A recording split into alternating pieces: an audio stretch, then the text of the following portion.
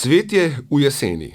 Zgodba, ki je pustila svoj pečat že v antologijskem filmu z Mileno Zupančič in Poldetom Bibičem, je 3 leta nazaj dobila svojo odrsko različico. Muzikal.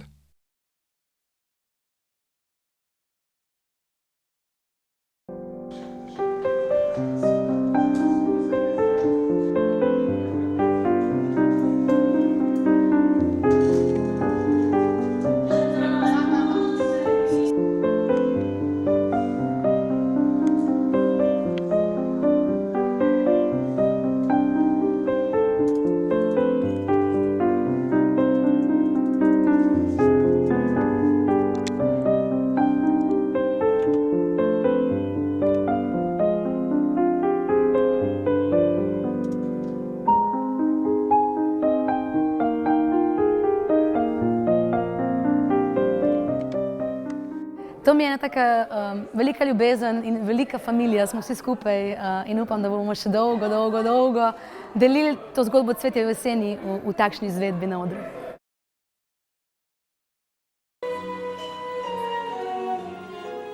Ko sem razvijala svoj lik, sem seveda najprej izhajala tudi iz knjige, potem sem pa tudi večkrat pogledala film. Vse mi je bilo tako veliko pomoč, veliko inspiracijo.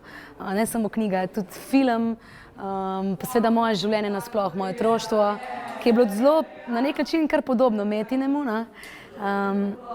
In sem vesela, da sem lahko imela priložnost razvijati ta lik in ga igrati s takimi krasnimi soigralci. Zgodba v ospredje postavlja ljubezensko zgodbo Janeza, meščanskega odvetnika, in Mete, mlade kmečke punce.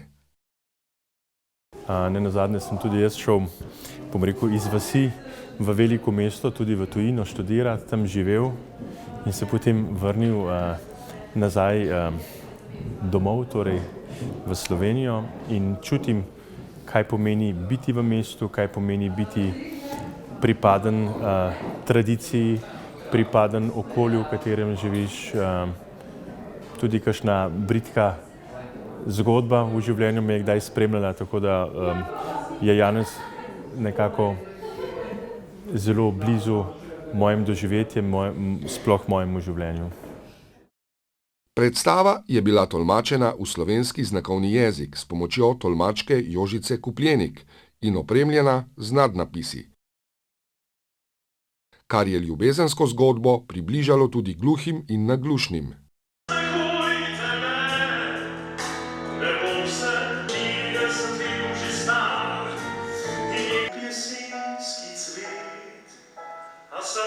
Današnja predstava Cvetje v jeseni je tudi nam, osebam z izgubo sluha, približala na nek svoj res izrazit način.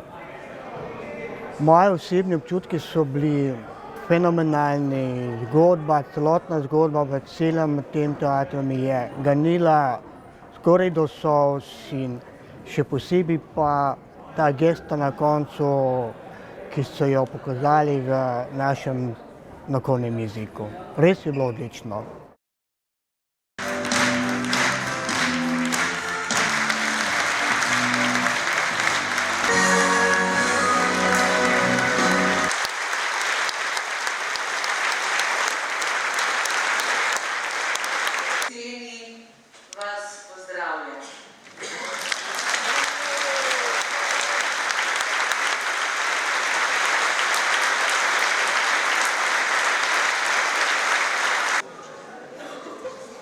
Gledališka predstava, mislim, da je bila odlična. Na začetku prvič gledala, drugi del pa je bil bolj tako intenziven, boljši občutki.